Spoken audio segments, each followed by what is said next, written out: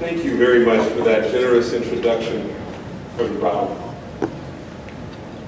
These to new friends, Reverend Carpenter as well, Reverend Philip, who braved the late hours to pick me up at the airport this morning. Roughly around 2, I got into my room. And the clothes that I'm wearing, Reverend Carpenter just purchased for me.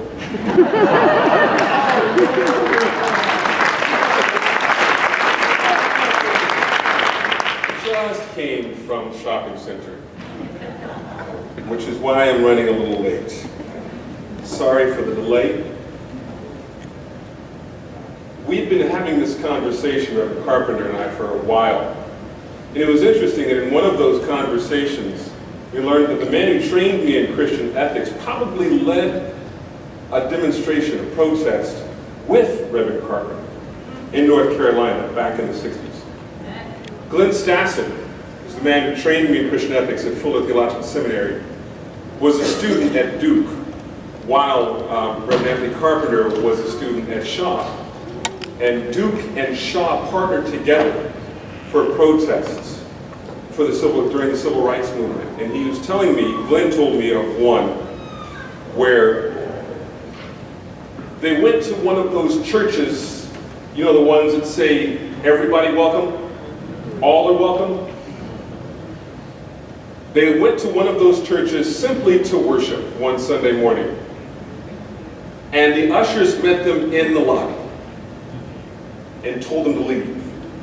A friend of mine, the Bonhoeffer scholar named Stephen Plant's got a book called Kneel-ins. The exact title, it's about kneel-ins.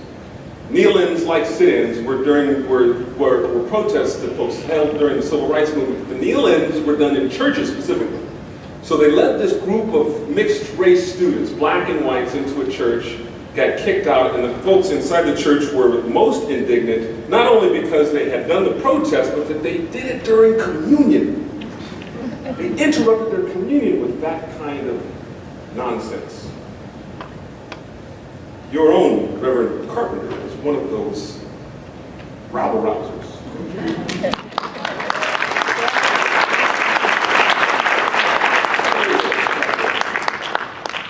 Thank you for your generosity. Well, I hadn't made the connection that there may be something trying to keep me from being here in Washington with you this time. I hadn't made that connection, but I am, again, I'm very glad to be here with you. I see my slides have come up. If you don't mind, I'd like to take a moment and pray.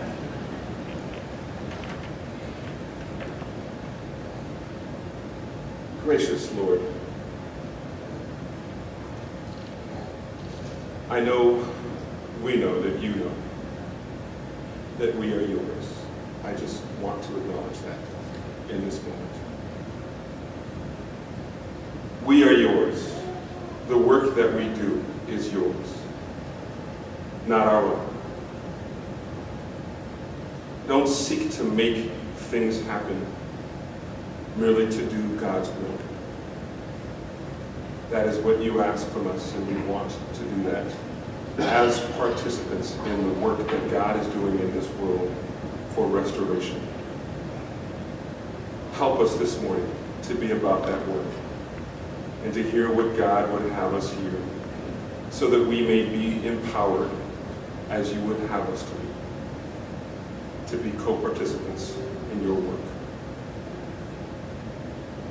In Christ's name, amen. So, I had the wonderful opportunity of speaking under those watchful eyes at Luther Church. There is a connection that is very profound between the two of them, between Harriet Tubman and Dietrich Bonhoeffer, that was moving, I should say, shaping for Dietrich Bonhoeffer. Yet the church that he entered and the way of seeing that he encountered was not new. But it was not new to the segment of society that was familiar with that, of course, that was shaped by it. What that does is present for us not only something that was troubling for Bonhoeffer as he encountered it, but something that is still very present with us today. And here I'm speaking not from my notes, but from my heart. We have in the United States something that, so I should say, after his second trip, Dietrich Bonhoeffer came to the United States twice. 1930-31 as a student, in 39 he came as a potential employee of Union Seminary. They wanted him to come to stay and work. If you don't know a whole lot about Dietrich Bonhoeffer, I'll give you a little bit of an introduction in a moment, but in the second trip, he only stayed for 6 weeks, if I'm not mistaken. It's a short amount of time before he realized, at least he thought to himself, he made a mistake. And he went back, took the last boat that he could possibly take back into Germany, and it sealed his fate. Shortly after that, World War II started. But when he came back, he wrote an essay called the title of this essay, why is this? It's escaping me because I've got a few hours of sleep. Protestantism without Reformation. In this essay, he laments over the state of the church in the United States. That the church is torn by race. A white Christ is brought into the field by a black Christ, he says, against the black Christ by a young Negro poet, or the black Christ brought out into the white, and I paraphrase, by a young Negro poet. He's talking about County Cullen's poem, The Black Christ. The church is torn by race, and he's concerned because he wants to describe Christ, a Christ. The church in the world is the body of Christ. But in the United States, the church is torn by race. You've got two Christs, representing not Christianity, but Christianities. And this is what we see as well in that representation, artistic representation of Dietrich Bonhoeffer and Harriet Tubman, perhaps Christianities. And he encounters Christianity as it is reflected by the experience of black people in the United States. That's a different Christianity. It's a flat out a different Christianity. How? Because your understanding of Christ, your hermeneutic of Jesus, shapes your understanding of yourself as a disciple. It is the moral shape of your Christianity. It determines the moral shape of your Christianity. And the black Christ and the white Christ come from two different realities. Two different social experiences, political, economic, social experiences. I'll give you a recent example of that. Yesterday was the first anniversary of the killing of 9 saints in South Carolina.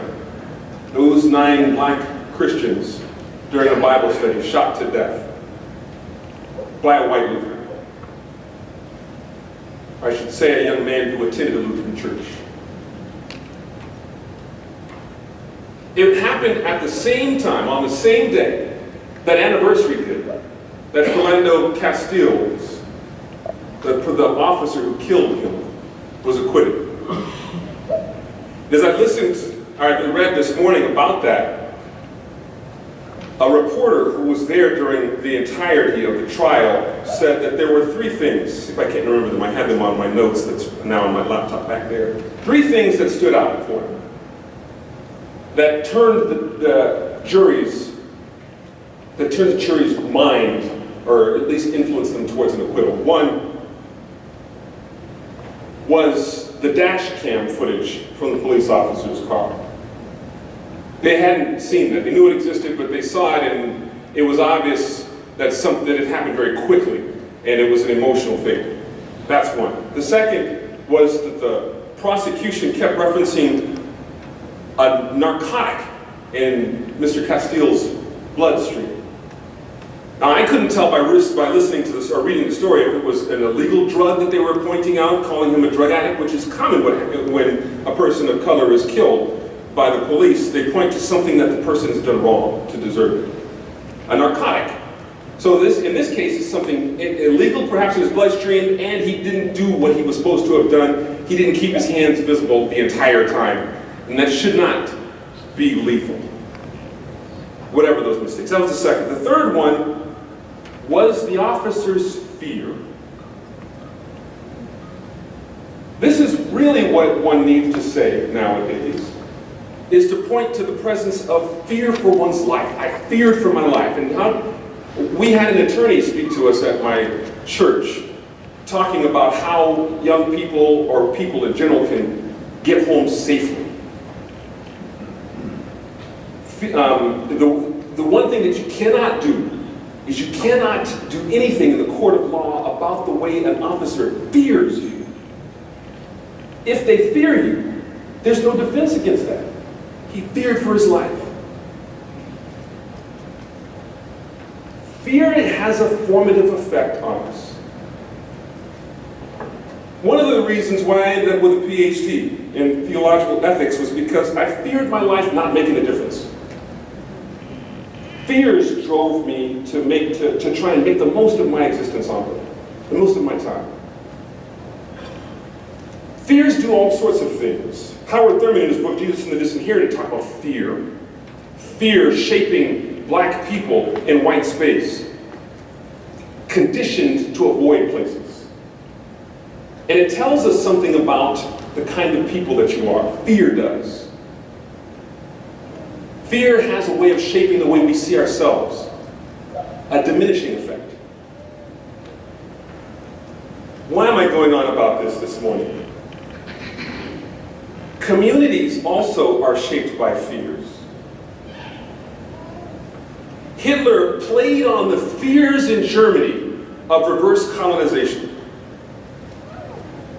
In a book called Germany's Colonial Pasts, Marcia Klotz, a scholar, writes this wonderful essay describing Germany's interaction, or the interaction between their colonial history and the rise of Nazi socialism, National Socialism.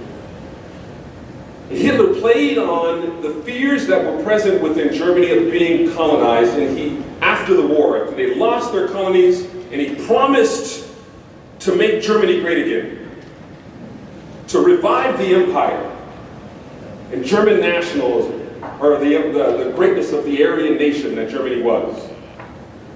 And they picked a common enemy.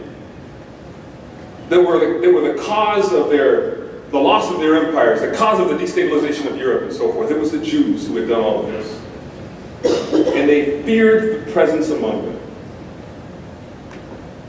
They wanted to set up the entire community based on the template of an ideal type, an ideal human. Working from the context of ideals keeps us from being able to have concrete social interaction with real human life in our midst. If you're working from the ideal of what a human being is, the ideal human, to populate the ideal community, we are rendered incapable of actual concrete social interaction with your real neighbor. We fashion an ideal of what they should be, who lives next door to us, or who populates our church, or who takes leadership among us. And we work from that ideal. Something I call a longing for Mayberry is what we have, if you recognize the show, the Andy Griffith Show. What we have in our midst today in the United States as this community that we want to revive. So, I should be careful of how much time I've got here. What do I get now? Okay. So, that said, I'm convinced that the problems that beset Christian faithfulness today are less about doctrines of the faith that demonstrate our commitment and belonging, less about the creeds to which we assent, and more about our ability to get past obstacles that prohibit our being together in community. Which is to say, that prohibit our ability simply to love one another. The ideals that we fashion of community are those kinds of obstacles. In Luke chapter 10,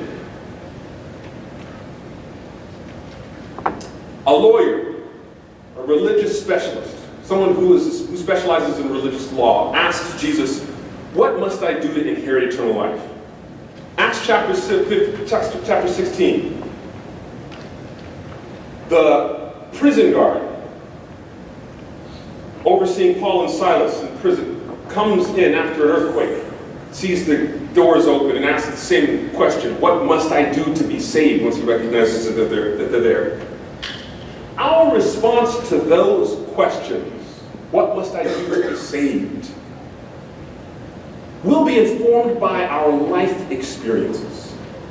Saved is informed by the experience that you have on earth, in your body. Saved from what? When we hyper-spiritualize that, because we can, we feel safe. Our fears are shaped differently. You know you have felt needs of something different when you spiritualize it. While there are also people in our midst who are physically fearing for their lives. I've had the police called on me as a middle schooler, watching someone's lawn sprinkler that looked really interesting. The police called on me, read my rights in a white neighborhood. Shouldn't have been here. My son had the police called on him playing basketball with a group of kids at an outdoor basketball court at a church. Neighbors called the police. His friends had the police follow him to my house, and they, at the front door, showed, laughing, frightened, the police are following. There they are, right there, parked near my house. I'm watching. I usher the boys inside, and I stare at the police officer until he drives away waving. What must I do to be saved? Set up for us a shape of our Christianity. I'm saying this to lay a foundation for something that I'm getting to here.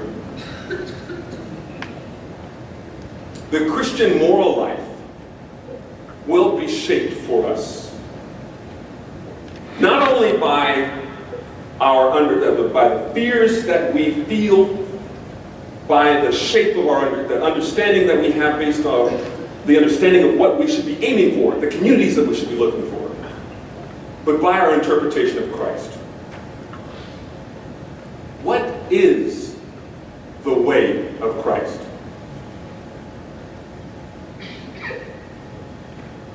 Does Christ make us moral people?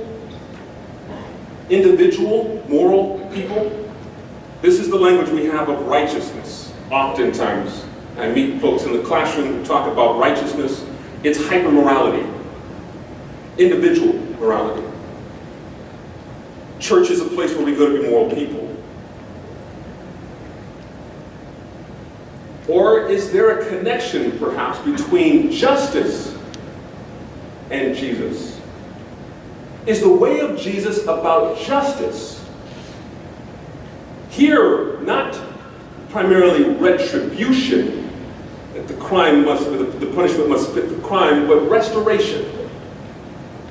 After Genesis chapter 3, the story then understood, if there's a connection between the way of Jesus and justice, the story is understood as restoring interaction, communion between human beings, between people and God, and between human beings and the earth. Restoration in that regard. Is the way of Jesus about justice? The location for determining the way of Jesus that we may understand. Well, let me back up. We have a way of understanding the way of Jesus, shaped by our life experiences, that may have us then pursuing universal truths, divorced from social experience, or that our understanding of the way of Jesus is profoundly connected to social interaction. You follow me on that? There is one way, here I'm talking about what it means to be a little moral life. That our understanding of being a Christian is set by creeds and doctrines to determine a universal reality that we all must live into, or the other one is shaped profoundly by social interaction. You are only faithful not in adherence to creeds, but in social interaction. So, what does this have to do with anything that matters? All of this is to give a little bit of background to Dietrich Bonhoeffer. Dietrich Bonhoeffer was born in Breslau, Germany in 1906. He was a wealthy, educated, blue-eyed, blonde-haired, classically trained pianist, Aryan. His story can give some background, some substance to what I'm trying to describe this morning. He struggled against ideals, against the effort to be faithful before you have social interaction. He struggled with how we understand what it means to be a human being. This is set according to continental philosophy in one's mind. Your personhood is based on how much reason you've got, your ability to reason.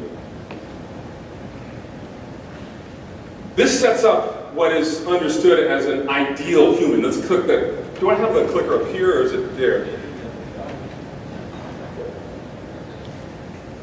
There we go. So, what I'm talking about here, you will recognize, some of you may recognize this. This is Leonardo da Vinci's depiction of, it's called the Vitruvian Man. In short, it shows the ideal proportions of the human body. It's an ideal depiction of a human. European, masculine. It's also, I mean, the circle and the square is meant to show the universal mathematic discovery. The circumference of a circle and a square. And inside of that is the perfect proportions of the human body. Vitruvius said that if you look at something at the navel, do a string, and do a circle around the body, the fingers will touch the circumference there. The point is ideal, the perfect body, rendered masculine, rendered European.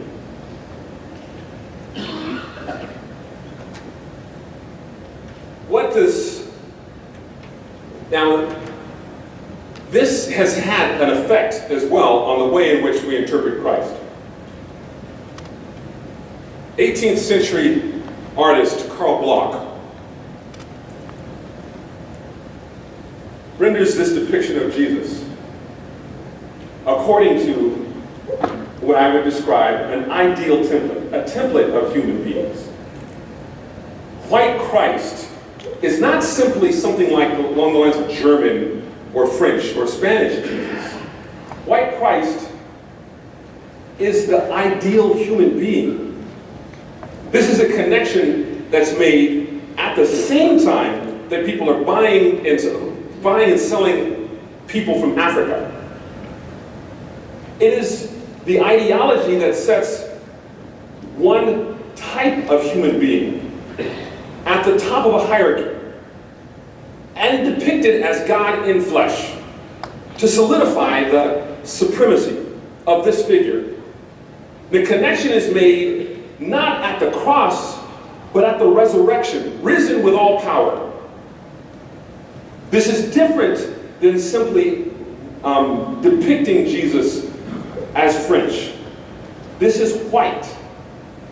White is the creation of an ideal human. This is a template human being.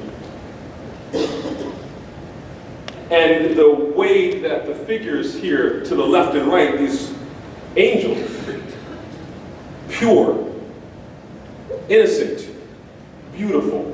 Not the soldiers that you see in Luke and the Annunciation passage. Here, these pure, proportioned bodies are in their right place, kneeling at the foot of the sovereign risen with all power. Now, I usually have the opportunity to see my slides so I know what's coming next. But I can tell you, and I would have prefaced that a little bit, but this is a depiction of a contemporary version of that ideal human. The collapsing of the Christian and white and masculine inside of a national narrative here. This is what Dorothy Zerla describes as Christofascism, the ideal human. The connection, I thought, was fascinating between the position of the hands of both of these figures and how they fit into Leonardo da Vinci's depiction of the Vitruvian Man. I just thought that was an interesting connection. Here, I'm pointing at this to lay a foundation clearly of what I mean by the ideal figure. This person populates the ideal community. Now, the way this works, the creation of race, which by the way is a recent phenomenon. Race has not always existed. Race is a Western world phenomenon. It's born in the process of buying and selling Africans. In a full-blown sense. George Fredrickson, a historian of race, wrote a book called Racism, A Short History, where he sees this beginning in things like the Spanish Inquisition, when Jews converted in droves for fear of their lives, and they still wear the kippah and they have the side curls, that Spanish were concerned, perhaps Spanish Christians, that there's something in the blood that keeps them from being able to fully convert. Once you get something born in the blood, biological, unchanging reality, that you have what we understand as race, they become, for the Spanish, the Jewish converts are converso, and the Muslims are morisco, dubious conversions, because they are limpieza de sangre. My Spanish is awful, I speak more French, but they're not pure blood. That is the origin. It's a religious conversation in Europe that begins to be mapped on bodies by physical traits. And this ideal figure is the one burdened with the image of God to save the world. What happens to the people of color underneath this benevolent sovereign is they're happy and content. You would never know it by this picture, but that's a slave plantation. Not painted by black people. These are happy, contented slaves.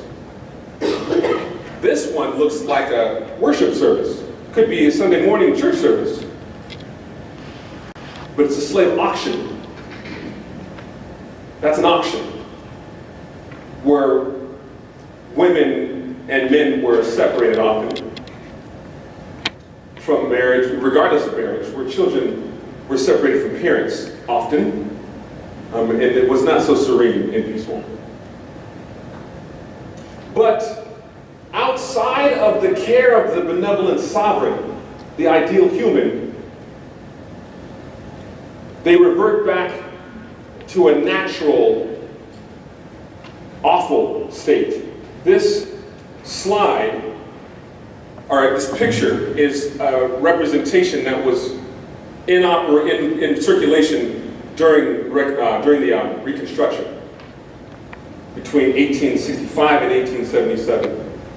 If you could read it from where you're at, the depiction of this African American here, this creature, more like it. The language that's on the slides here about him is not gone. This hard-working white man here is earning income and working hard to give to this taker who is just lazy. White man lining the pockets of this person who will gladly take all of his income and do nothing. Never mind the fact that his stolen labor built the Western world. The other depiction, lazy, sleep and eat. The other one that comes up not long after that is the brute Negro. Negro, hide your white women. This is from The Birth of a Nation, which was a film that birthed actually the modern cinema that we have today. Out from under the care of the benevolent sovereign, they are lethargic, lazy, incapable, and dangerous.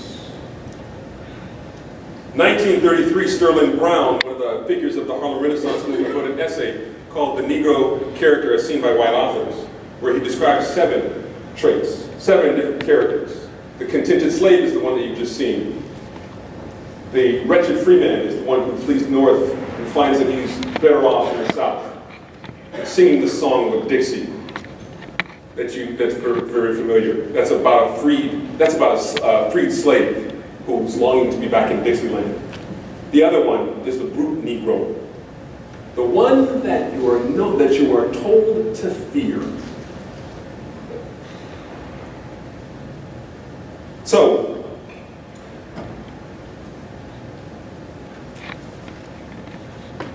Bonhoeffer is trained as a theologian in Germany after the end of World War I. This is significant because Germany fears reverse colonization. The French put African troops on the Rhineland, and their fears are enlivened. It's often the case that when people have written about Dietrich Bonhoeffer, they don't pay as much attention to the context in which he becomes a theologian post-World War I, in the midst of longing for their empire back, in a very racialized environment. What is the impact of this on the way he understands both himself and the theology that he develops? I'm arguing that he becomes a self against himself. The divisions that we have in society, one person said to me a couple of years ago, are not just external to us. They're oftentimes mapped on ourselves as well. The conservative and the liberal, or the progressive. We often are divided. Someone were to write my own story years from now, they'll see some inconsistencies, and there are inconsistencies with him as well. What he does is he develops this profound theology, Christ-centered. He is dealing with Kantian philosophy that says that the human being is a rational, enclosed mind. How do you know that you're actually sitting here and you're not a figment in somebody's imagination or somebody's dream? You know because you can formulate a thought, because you have desires for the future. You know the dictum from Descartes, I think, therefore I am. You have a certain amount of reason, rationality. What about the elderly person who is no longer capable of forming thoughts for the future, or wishes or hopes for the future? Are they still a person? What about my toddler nephew? Is he a person? When we locate personhood in the possession of reason, we diminish real human life elsewhere. Bonhoeffer describes personhood not as a rational, enclosed mind, but as a social being. Personhood is developed, it is possessed in your social context, in your social situation. That you are a social being. In other words, like the roles that we play. I'm a husband because I have a wife. I'm a student because I'm a professor because I have students. I'm a friend because I have friends. Not in isolation, but profoundly because of social interaction. You are a person because others are there. That's the first thing. Secondly, personhood is collective. It's not just individual. That we share a collective mind. Your church is a collective mind. Individuals influence the larger mentality of the church, and the larger mentality of that particular community influences the individuals. Ask the people at Duke University whether or not they're different than the folks in North Carolina. Those are collective persons, right? The personhood, the institution itself is a person. And for Bonhoeffer, Christ is the collective person of the new humanity. Another thing about personhood is that our person has limits on it. We have limits. We must recognize our limitations. Otherwise, your desires, your selfhood will encroach upon others, and we interact with others thinking only of ourselves. An example that I use of that with students is while I'm walking down the hallway, I see another person walking towards me, I recognize their needs as they see mine, and I give them the space they need to walk. Otherwise, I walk right over them. It's the same thing with our interaction with each other. We have limitation. We recognize the limits. One way that limitlessness is a problem is me dreaming of who you should be in order to help me out in whatever I want. What I want from you. That's not recognizing your limits, your need, your presence, your willing needs. Christ is a limit for us in interaction with others. Christ is the collective person of the new humanity for Bonhoeffer. Christ stands in for all of us before God. The word he uses there is stellvertretung. S-T-E-L-L-V.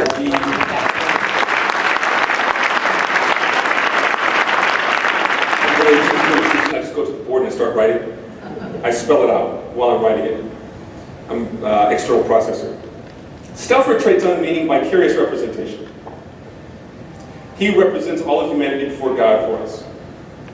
So when you have an interaction with another human being, you're always interacting with God, with Christ, in fact. It happens in a very real sense for Bonhoeffer. And it doesn't matter whether or not the person is Christian. You have an actual encounter with another person. So, when you encounter an other, and God is for Bonhoeffer that ultimate other, when you encounter an other, you're having a real encounter with God in Christ. Yet, keeping in mind where he's coming from in this moment. For Bonhoeffer, this is post-World War I, and he's not yet at the place where he can recognize full humanity. Well, he's not yet at the place where he can see the Stellvertretung in a broader sense beyond Germany. This is what Harlem means for Bonhoeffer. And I'm going to rush here to the end because I want to have more dialogue and I'm talking for a while here. What Harlem is for Bonhoeffer is an opening of this understanding of Christ. Prior to Harlem, prior to leaving Germany, Bonhoeffer is thinking primarily about the rebuilding of Germany. He says things like to think about others and to betray my own neighbors would be the wrong thing for me to do. For the sake of my neighbor, war could be justified, murder could be sanctified. He's saying this before Harlem. Goes to Harlem and encounters a different interaction with Christ. This interaction with Christ is at the time of the Harlem Renaissance. The language that the Harlem Renaissance artists are using is Ethiopianism. Highlighting figures in Scripture that have a connection with Africa. Placing Christ as other in front of a watching world. Du Bois, in a book called Dark Water, tells the story of how World War I happened. He wrote this in 1920. And then it's a collection of essays. Right in the center of this collection of essays, he places what I describe as a parable called Jesus Christ in Texas. And the point of the parable is that white Christians would not recognize Jesus if he were standing in their face, right in front of them, because he's not white. White folks typically mistake Middle Easterners for black people. And in this mistake, this Jewish, dark-skinned Jesus who shows up in the South is turned away by white folks. That's the story of Jesus Christ in Texas. They're showing him as black, and if you recall the other depiction that we had of Jesus, where it was neatly proportioned, resurrected, risen with all power, with beautiful and rightly proportioned women kneeling at his feet. Here, as angels, here the connection is made with Jesus in suffering. As the angels, women stand next to him, or actually, this is Mary and Martha, stand next to him with one kneeling here. The hands are not rightly proportioned. The body is different. They're shaped differently.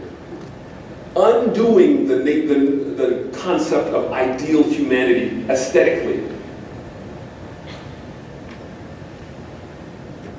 Aaron Douglas was a preeminent artist of the Harlem Renaissance who did this one for a collection of sermons by James Weldon Johnson. This one is called The Crucifixion.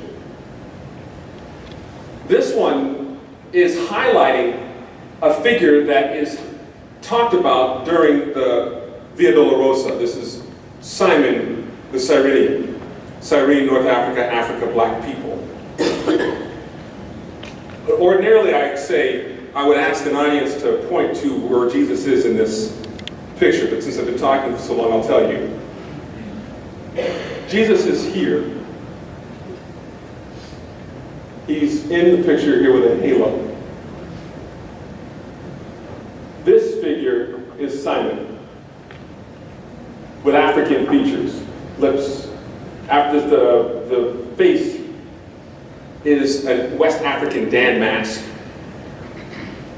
for all of the figures, in fact, highlighting African features. But the painting is depicting a tradition, a Christian tradition, African-American Christian tradition.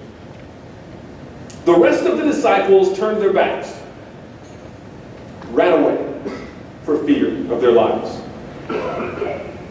In this moment, Simon becomes a disciple, a faithful one who carries the cross, right there with Jesus. And when his black body picked up the cross, black people ended up picking up the suffering of Jesus. This is an effort to understand the history of black suffering in the West, theologically. And when that black body picked up some of the suffering of Jesus, it also points to who the persecutors are. So to the history of abuse that black people have experienced is also abuse heaped on Christ by people who are harming Jesus. The connection made to Christ in suffering is one that is historically a black church experience, a black church understanding. Bonhoeffer comes into Harlem, experiences this realization, or this understanding of Christ, goes back and recognizes then racism as a Christian problem.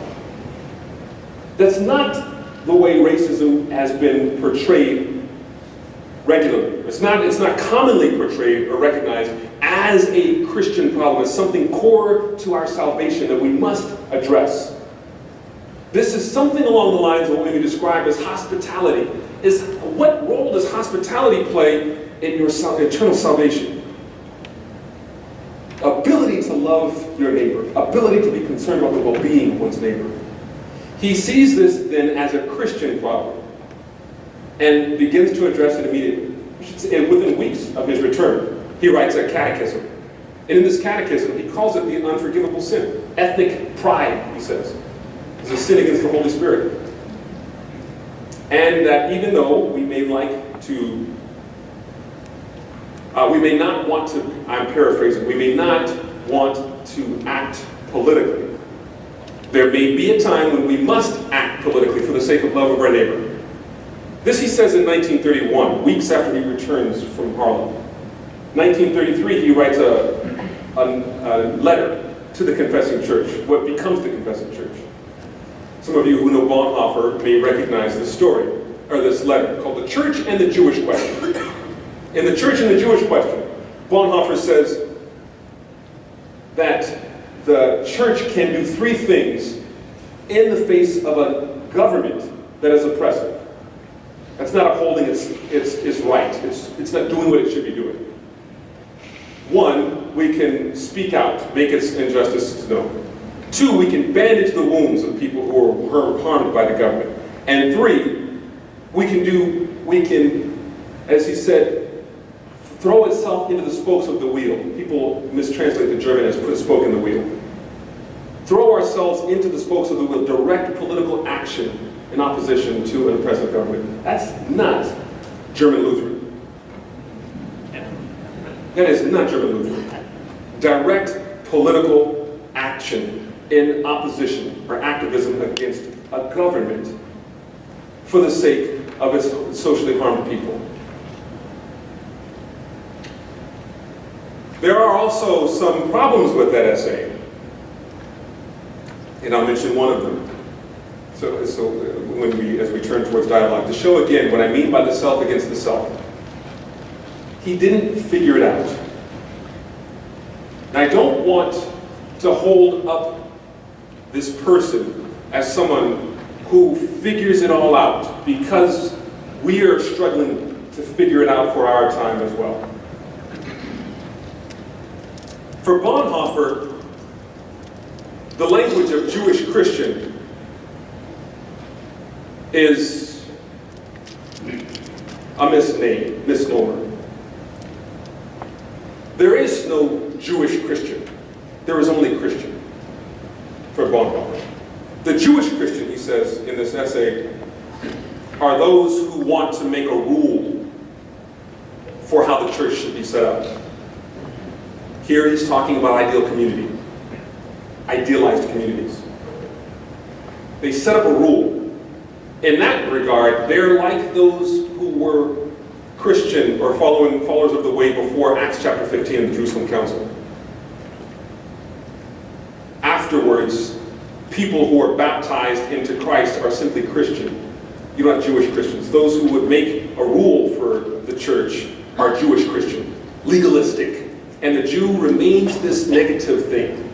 Jewish remains a negative in that essay. It's a problem. While he's trying to create neutral Christian space. We do that. I've been educated in communities that are that way. Christian as a neutral space. Christian as a neutral space is Christian as white space. Neutral space as white space. Ignoring the context and the lived, embodied realities of people that you worship with, that you interact with. So that was a struggle, while also recognizing that you always have an encounter with Christ whomever you interact with, and pushing back strongly against the government in a way that led to his death in a concentration camp, as one of the people who were being pushed to the margins in the society that was being made for his well-being as an Aryan. He was a traitor to that government.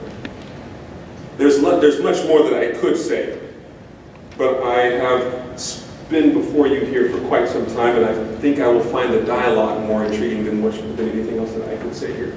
So let me just stop there and thank you for your attention.